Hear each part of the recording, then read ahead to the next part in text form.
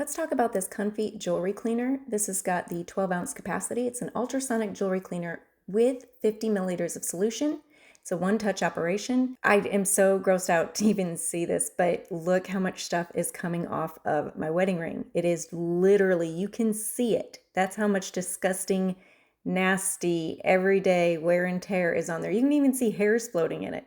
I did just get my hair cut, but this is absolutely disgusting to know that this was all on my ring. I knew it was dirty, but I had no idea that it needed to be cleaned so badly. Now, this jewelry cleaner, it's gonna, of course, come with a solution. It's the professional ultrasonic cleaner. This is great for silver, gold jewelry, glasses, rings, diamonds. It's also going to come with a pair of these precision tweezers so that when you're done, you don't have to stick your whole hand in there into the solution. You can just lift this top off. Oh my gosh, look at all that. It's literally, dirt is literally sitting in the bottom of this. Grab the tweezers, lift the jewelry piece out, and then it's going to come with a little cloth that you can dry it off and help polish it. But I was sent this to test out and I needed this so bad apparently. I'm going to be using this way more often.